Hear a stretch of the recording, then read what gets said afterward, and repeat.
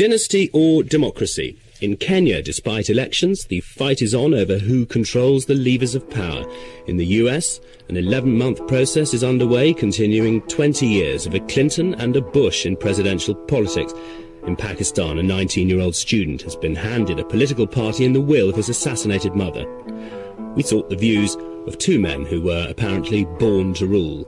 Crown Prince Alexander styled as heir to the throne in Serbia, and Reza Pahlavi, the son of the late Shah of Iran. I don't think you have to be a royal to appreciate your country. As any other Iranian child growing up, I had the opportunity to discover my country in many folds, and I must say that the privileges that I had gave me even more opportunities than an average kid my age to various parts of my country, and these are the images that I vividly retain no matter how much time goes by. These are the kind of things that become etched in your mind and can never be erased, no matter what. I used to go out, outside of my school years, very impromptu, very casual, very low-key, and half of the time people will not even recognize me, and that gave me an opportunity to really interact with people without them necessarily knowing who I was or what I represented. I was born in Claridge's Hotel, and thanks to the government at the time, the United Kingdom government at the time, it was turned into Yugoslav territory for the time of my birth. Rather unusual. It had no effect in the sense of inheriting a position, but it was a nice gesture. I lived quite a normal life. I was in boarding schools in Switzerland, America, and public schools in the United Kingdom. But what happened to me when I was the age of 2, which I found out later on, that Tito had organized a decree to declare me a stateless person, and I became an enemy of the state in 1947. But I'm thinking to myself that it's not a normal upbringing. You describe it as that, but with respect, it is not. And at that time, people must have said to you, you are a royal child and you might one day be king. Well, I think that's irrelevant. I have red blood like anybody else, and if you are going to be the son or the daughter of somebody in a village like the vicar, everybody knows that your father's the vicar. In my case, it was King Peter II. There's nothing special about it. You've got to behave yourself and abide by the law and all that like that, just like anybody else. Well, here's what's special about it, Your Highness. By what claim do you imagine you could be king of Serbia in the future? If it's an accident, why should dynasties continue? Well, it works quite well in the United Kingdom, that I assure you. And it works very well in other European Union countries. And don't forget that Japan is a constitutional monarchy, Canada, Australia, New Zealand. It works rather well. Presidencies work rather well too. So it is almost like from birth you are predestined to play a role, and you are groomed and prepared and shaped for that job. It's literally like a job. I had to become even more rehearsed in affairs of government, of country, of issues that usually someone my age at that time would not be necessarily exposed to. So there's definitely a tremendous amount of preparation and grooming that goes into that.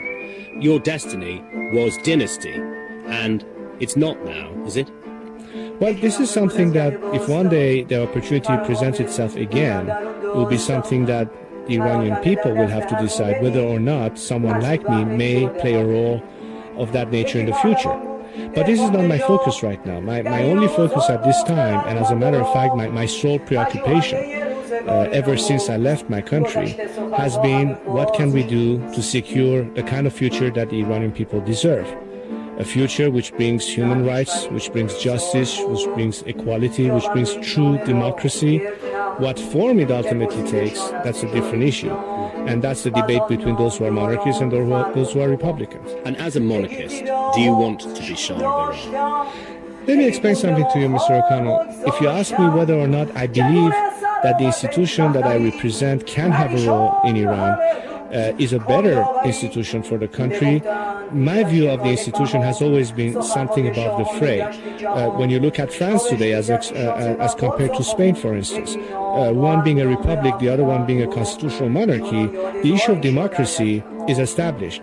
Whether or not one institution for one country may be better or not, that's really what the issue is. Now, when you look at Iran, it is not by chance that the institutional monarchy lasted for over 25 centuries, because it has to do a lot with the nature of that country, its diversity.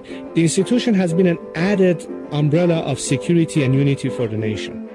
What we do see is that you have been an evolution. You're one man who can tell an extraordinary story. Do you feel that you would like to see further evolution and that perhaps your family will become constitutional monarchs again in your homeland? It's a very good solution for my country. First of all, my dynasty comes from my country. I'm not an import. My roots are here. At the moment, we have a president and prime minister who are both friends, but they have constant arguments amongst each other. It's better to have a head of state who's neutral. We've had the communist dictatorship, plus 10 years of total madness under Milosevic. We're still in our infancy of democracy. I'm very lucky to be living in my homeland. I helped to bring democracy. I fought for human rights. I made friends of all our political parties. I criticized the extremist elements. I think that we're moving ahead rather well. We have many problems to solve, like Kosovo. We have problems to solve regarding the International Tribunal in The Hague. We have economic problems. It's not easy. We've looked at 19-year-old Bilawal Bhutto be told to inherit the helm of his party. We hear you talk about a potential role for yourself. You believe, do you not, that rulers are born? They might be made, but they are also born.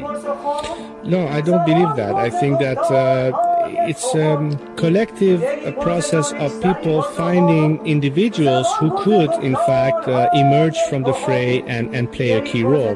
Many, many times when I have been confronted with fellow compatriots, whether from inside Iran or outside the country, and more often than not, the first thing that they tell me is, remember, you do not belong to yourselves. You belong to us. There's a sense of ownership that they feel towards me. Now, where does that come from, mind you? The fact that I've been heir to that throne or to that dynasty puts me in a very unique and special position, which is the way that they relate to me. Now, does that dictate what the future would hold? Of course not. Should the Iranian people have a choice and have a say as to whether or not they would like to have a continuity of that institution in Iran? Of course. If one day they think that they would like to have someone like me have the high honor and responsibility of serving my country in a position of a monarch, so be it.